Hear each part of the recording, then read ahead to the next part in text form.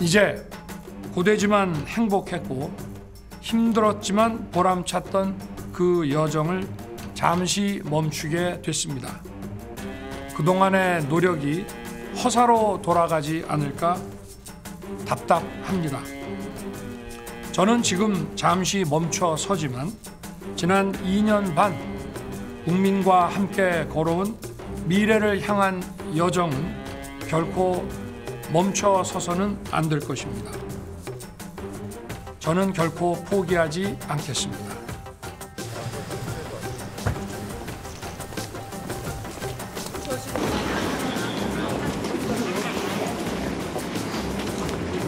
대통령께서 직무가 정지된 상태에서 출석 요구서를 전달하는 업무가 비서실의 업무인지 판단이 서지 않는다라고 해서 지금 관저로 이동해서 전달할 예정입니다. 수요일 18일 10시 공수처로 출석하시라고 지금 출석 요구서에는 기재되어 있는 걸로 알고 있습니다. 특급 등기로 등기도 우편물도 지금 발송을 해놓은 상태입니다.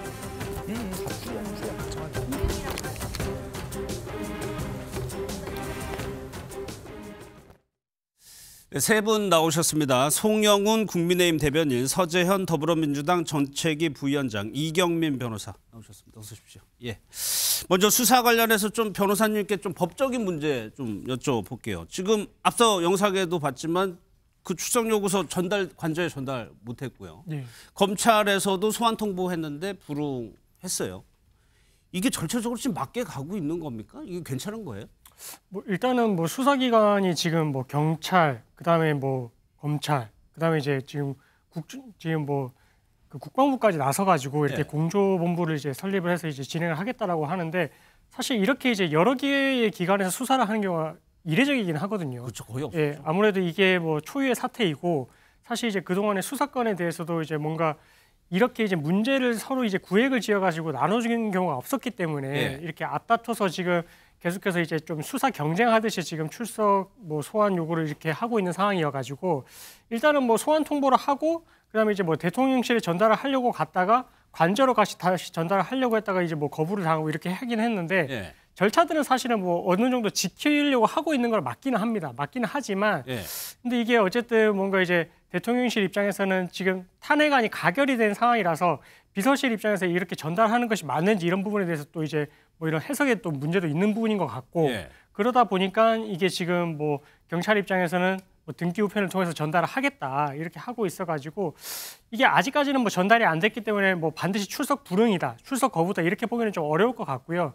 근데 다만 이제 윤석열 대통령 측에서 이 변호인단을 꾸려가지고 일단은 변호인단을 통해 가지고 어느 정도 이제 앞으로 메시지가 있을 것 같아서 그 시점에 돼서 만약에 출석 요구를 했음에도 불구하고 이후에 이제 반응들을 봤을 때는 앞으로는 출석 거부에 해당하는지 출석 불응에 해당하는지 이런 부분들에 대해서 이제 판단이 될 것으로 지금 보여집니다. 그러니까 변호인단이 구성이 안 됐다고 해가지고 출석을 미루는 경우가 왕왕 있습니까? 일반인들 중에서도 사실 변호사를 선임을 해서 대동해서 가겠다라고 하는 경우는 있긴 있거든요. 그래서 지금 이 수사 자체는 사실 좀 빠르게 진행되고 있는 거 맞습니다. 그래서 이제 수사가 좀 빠르게 진행되고 있다 보니까 변호인단을 구성을 해서 이제 이후에 조력을 제대로 받아서 이제 응하겠다 이런 입장을 밝히고 있는 것 같은데, 어쨌든 계속해서 지금 군 관계자들의 진술도 나오고 있고 어느 정도 혐의가 있다라고 판단이 되니 지금 계속해서 이제 소환 요구를 지금 하고 있는 상황이라서 대통령실 입장에서도 이 대통령 입장에서도 어쨌든 빠르게 이제 변호인단을 구성을 해서 이 부분에 대해서는 어느 정도의 어느 입장인지 이런 부분들에 대해서는 조사를 통해서 좀 입장을 밝힐 필요는 있는 것 같습니다. 사실 현직 대통령에 대한 이런 수사가 처음 있는 일입니다. 그러니까 전례도 없고요, 관례 같은 것도 없어서 전에 보지 못한 장면들이 계속적으로 펼쳐지는 것 같은데, 이러다 보니까 공수처, 검찰 동시다발적으로 수사를 하다 보니까 윤석열 대통령의 입장에서는 수사기관을 선택할 수 있는 거 아니냐 이런 말까지 좀 나오고 있는 상황이거든요. 아마도 선택해서 나가는 일이 없을 것 같습니다. 제가 봤을 때는. 그러니까 지금 아마 우려하시는 것은 검찰, 경찰, 공수처가 경쟁적으로 대통령에 대한 출석 요구를 하려고 하는 상황이기 때문에 그러면은 그중에서 가장 유리하다고 판단되는 수사기관을 선택해서 출석하는 것이 아니겠냐라는 거잖아요. 그런데 지금 대통령은 출석 요구서를 수령하지는 않았다고는 하더라도 이미 언론 보도를 통해서 상황을 모를 수가 없습니다. 그러면은 사실은 입장을 밝히면 되는 거거든요. 내가 어느 기관에 가서 조사를 받을 것이다 라고 밝히면 되는데 아직까지 그런 게 전혀 없지 않습니까? 그리고 대통령의 지난 그 12일 대국민 담화에서 끝까지 싸우겠다라고 하는 그 입장을 밝혔잖아요. 그런 태도로 봤을 때는 본인이 자발적으로 출석을 하기보다는 오히려 수사기관의 체포영장 같은 것이 집행이 돼서 강제로 나가게 되는 모습을 보여주려고 하지 않을까 저는 그런 생각이 좀 듭니다. 그래요? 오히려요? 예, 그래서 어느 곳을 골라서 출석할 거냐 이것이 적절한 질문이 아닌 것 같고 오히려 모두 나가지 않는다면 어느 기관이 먼저 법원에 영장을 청구하고 법원은 어느 수사기관에 대해서 영장을 발부해 줄 것이냐 이 물음이 저는 더 현실에 적합하다는 생각을 하고 그런데 변호사님 이게요. 하나만 더 여쭤볼게요. 네, 괜찮습니다. 체포영장 얘기까지 지금 그거 진작에 나왔었고 집행이 지금 현 시점에서 가능할까요? 사실 뭐 대통령실에서도 이제 경호처가 있어가지고 이게 집행을 하려고 하면은 결국은 이제 경호처를 거쳐서 이제 가야 되는 부분인데 경호처에서는 당연히 이제 경호를 해야 된다는 그런 일념하에 막을 거거든요. 그럼 이게 물리력 행사까지 가야 되는데 근데 그렇게 됐을 때 만약 그런 부분들까지도 이제 거부를 한다라고 하면 이게 자칫 잘못하면 또 이제 공무집행 방해 문제로도 이제 엮일 수도 있는 부분이어가지고 사실 이게 과연 정말로 이제 강제로 이제 집행을 할 수 있을지 이 부분도 일단은 뭐 좀 지켜봐야 될 부분인 것 같고 만약 그런 단계로 간다면은 뭐 저는 이제 개인적으로 생각을 하기에는 그때 가서는 조금 이제 대통령실에서도 이제 뭐 조사를 받으러 가는 그런 이제 모양새가 나오지는 않을까. 뭐 이제 강제 집행까지 갈 그런 임박한 시점에는 어느 정도 출석해서 입장을 밝히는 쪽으로 가지 않을까 좀 이렇게 좀 조심스럽게 생각이 합니다. 일단 윤석열 대통령은 담화에서 법적, 정치적 책임 피하지 않겠다고 얘기를 한 바가 있어서 어떻게 보면 더 적극적으로 임할 수도 있을 것 같다는 생각도 들거든요. 그러니까 이제 말과 행동이 늘 반대로 하셨지 않습니까?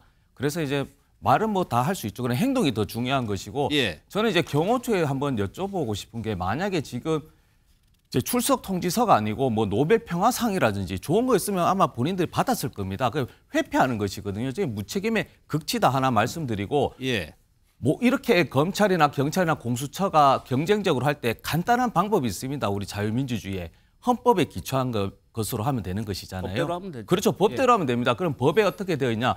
검경 수사권 조정에 의해서 내란죄는 경찰이 수사를 할 수 있습니다. 그리고 검찰은 수사를 할 수는 없는 것이죠. 그래서 지금은 저희 민주당이나 일부에서 의심하는 것은 검찰이 수사하겠다는 것은 혹시나 뭐 예를 들어 반국가 세력을 우리 민주당으로 지칭했기 때문에 혹시 명예훼손이라든지 직권남용이라든지 이런 내란죄를 빼고 수사를 하려고 하는 게 아닌가 우려하는 것이고 두 번째는 신변을 보호한다고 하면 그 증거잖아요. 그 불법 수집 증거가 되게 되면 이것이 우리 민주당은 탄핵에 대해서 주체나 어떤 내용들이 내란입니다. 단 하나입니다. 명예훼손 직권남용이 아니고 내란죄에 관련된 탄핵안만 가결되었는데 검찰은 2년 6개월 동안 수사 자체를 김건희 배우자에 대해서는 굉장히 외면했는데 이번에는 특이하게 12월 13일 날 저희들이 가부가 결정났잖아요. 그 전에 11일 날 1차로 비공개로 소환 통지서를 보냈다라는 것은 이런 의심의 정황이 저는 있다 이렇게 보는 것이죠.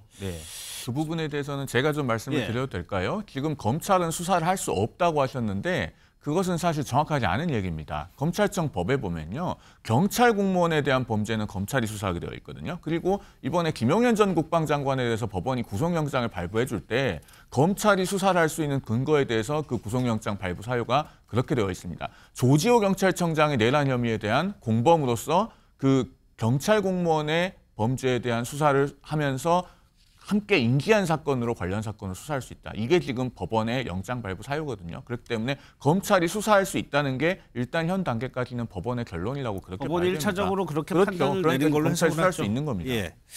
윤석열 대통령이 이제 변호인단 선임에 이제 박차를 가하고 있다고 합니다. 그래가지고 누가 이제 변호인이 되는지도 한 윤곽이 나타나고 있는 것 같아요. 한번 좀 볼까요? 김홍일 전 방송통신위원장이 변호인단 대표를 맡기로 했고 윤갑근 전 대구 고검장이 합류가 유력한 상황입니다. 이렇게 되면은 수사에 어느 정도 대비가 되고 진행이 될 것 같다는 생각이 듭니다. 또 하나 제가 이거 여쭤보려고 했었는데 그 김용현 전 장관의 수사받는 태도가 불과 며칠 전을 생각해 보면 지금하고 비교해 보면 180도로 바뀌었죠. 이거 왜 그럴까요?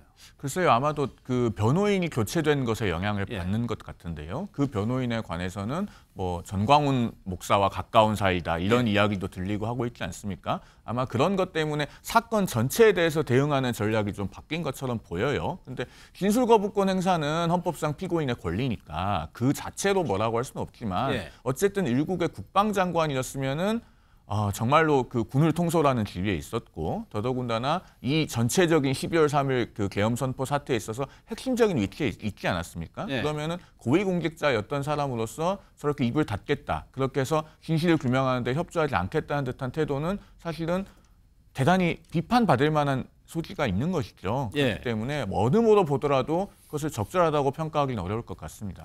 변호사님, 이것이 뭐 그동안에 그 계엄이 발령됐을 때 영상도 저희가 뭐 실시간으로 많이 봤고 국회에서 관련된 사람들이 다 진술한 것도 보긴 했지만 김용현 전 장관이 지금 진술 거부하고 조사에 불응을 하게 된다면 수사가 나가는 데 있어서 장애가 되지는 않을까요?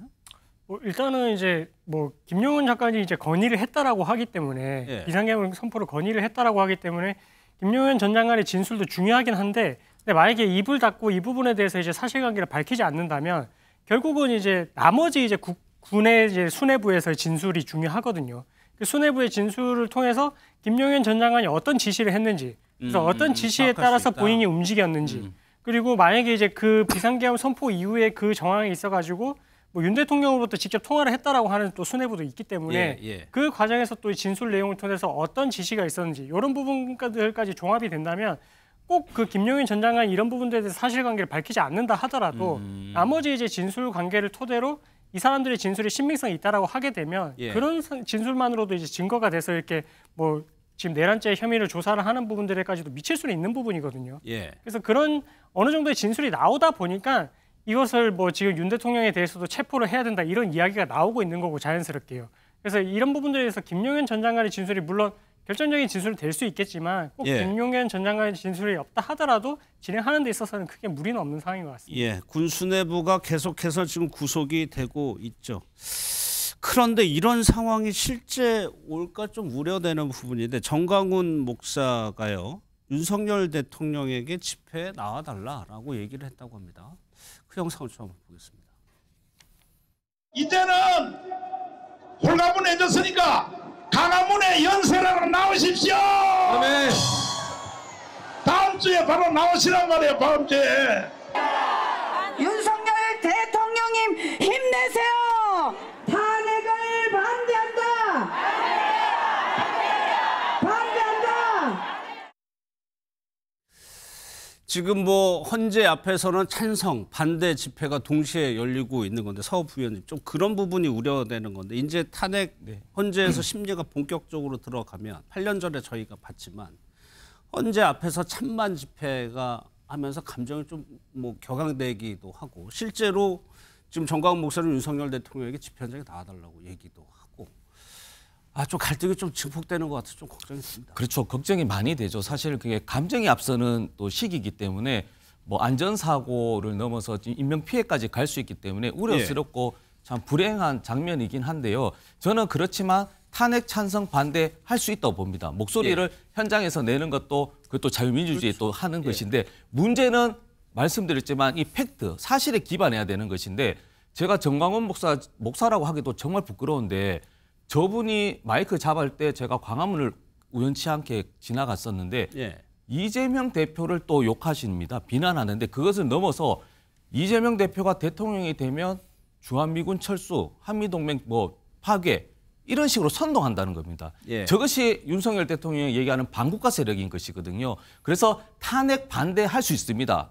그리고 윤석열 대통령도 현장에 와서 한번 힘을 내달라고 할 수 있지만 그 관계, 그런 사실관계를 좀 따지고 그리고 저기에 집회에 참석하신 분은 순수하게 탄핵 이후에 전국에 불안해서 오신 분도 계시거든요. 그런 순수한 마음을 정광훈 같은 반국가 단체 같은 저런 분들의 호도를 정말로 속지 않았으면 하는 마음도 있습니다. 집회 자유가 있습니다. 하지만 갈등을 글쎄요 이용하고 악용하는 사례는 없어야 되겠죠. 차분하게 지켜봐야 될 것 같습니다. 헌재 오늘 첫 재판관 회의가 있었습니다. 영상 보고 이 내용도 짚어보겠습니다. 하여튼 신속하고 공정하게 하겠습니다. 12월 안에 구인 체제가 완성될 것으로 기대하고 있습니다. 수명 재판관으로 이미선, 정영식 재판관을 지정한다.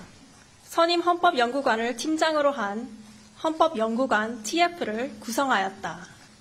제1차 변론 준비기일을 12월 27일 금요일 오후 2시로 지정한다. 이 사건을 탄핵심판 사건 중 최우선적으로 심리한다. 지금 가장 논란이 되고 있는 딱 두 가지만 짚어볼 겁니다. 먼저 이 변호사님, 지금 하나가요. 같은 사유로 형사소송이 진행되면 현재 저 심리를 중지할 수 있다라고 돼 있어서 기소가 된다면 심리 중단되는 거 아니냐 이런 의견이 있거든요. 이게 아마 이제 손준성 검사 사례랑 좀 비교를 해서 그렇게 생각을 하시는 것 같아요. 예. 그래서 이제 그 피청구인에 대해서 똑같이 이렇게 이제 형사소송이 진행이 되면 재판부에서 재량으로 정지를 할 수 있다, 중단을 할 수 있다 이렇게 되어 있긴 하거든요. 근데 말씀드렸다시피 재량입니다. 반드시 이렇게 해야 될 그런 의무가 있는 건 아니고 예. 이게 지금 계속해서 이렇게 대통령직이 지금 권한대행 체제로 돌아가게 되면 아무래도 이 권한대행 체제에서는 행사할 수 있는 권한 자체도 이제 한계가 있고 계속 해석의 여지를 남기기 때문에 국정공백이 계속 장기화된다라는 그런 이제 우려가 계속해서 발생하게 되거든요.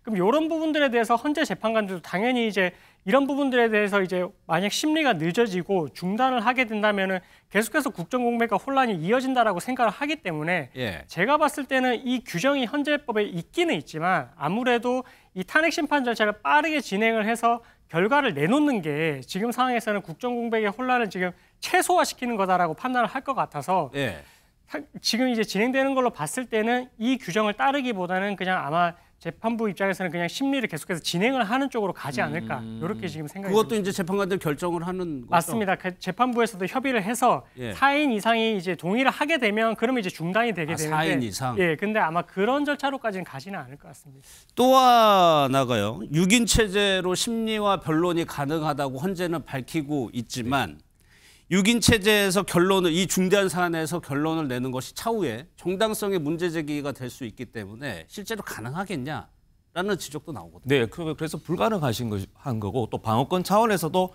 윤석열 대통령 입장에서도 6인하고 9인은 다르지 않습니까? 그리고 민주당 입장에서도 이게 그 국민들한테 좀 오해가 있을 텐데 이제 헌법재판관은 국회 몫이 3명이 있었습니다. 그런데 이제 사실은 이게 3명이다 보니까 여야가 다 2명을 이제 우리가 추천하겠다 해서 합의가 안 된 거예요.